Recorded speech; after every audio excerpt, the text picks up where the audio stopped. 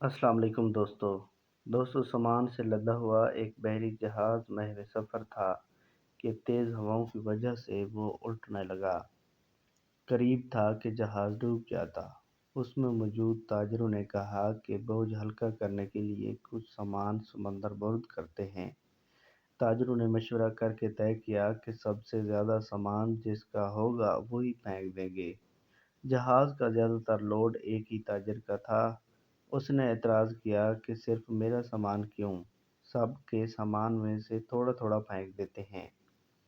انہوں نے زبردستی اس تاجر کو سامان سمیت سمندر میں پھینک دیا۔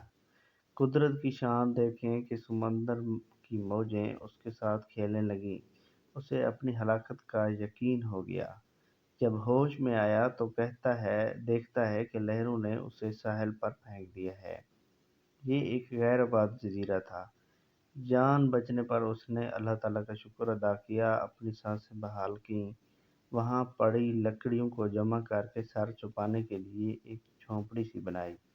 اگلے روز اسے کچھ خرگوش بھی نظر آئے، ان کا شکار کر کے گزر بسر کرتا رہا۔ ایک دن ایسا ہوا کہ کھانا پکا رہا تھا کہ اس کی جھونپڑی کو آگ لگ گئی۔ اس نے بہت کوشش کی آگ بجھانے کی، مگر آگ پر قابو نہ پا سکا۔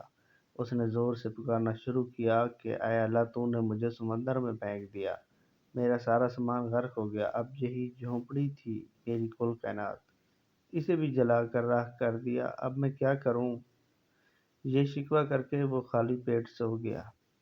صبح جاگا تو عجیب منظر تھا۔ دیکھا کہ ایک کشتی ساحل پر لگی ہے اور ملاح اسے لینے آئے ہیں۔ اس نے ملاحوں سے پوچھا کہ تمہیں میرے بارے میں کیسے پتہ چلا؟ انہوں نے جواب دیا کہ اس سے تاجر حیران رہ گیا۔ ملاحوں نے کہا کہ ہمیں پتہ تھا کہ یہ جزیرہ غیر آباد ہے، لیکن دور سے دھواں اٹھتا ہوا نظر آیا تو سمجھے شاید یہاں کوئی پھنسا ہوا ہے جسے بچانا چاہیے، اس لیے ہم تمہارے پاس آئے ہیں۔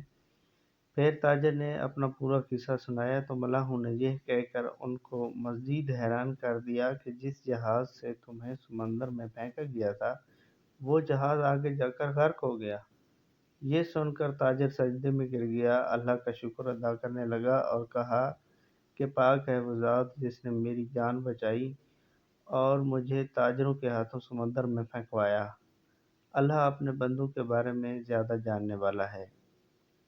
دوستو، یہ ویڈیو اگر آپ کو پسند آئی ہے تو اس چینل کو ضرور سبسکرائب کریں اور مزید ایسی ویڈیوز دیکھنے کے لیے کمنٹس کریں۔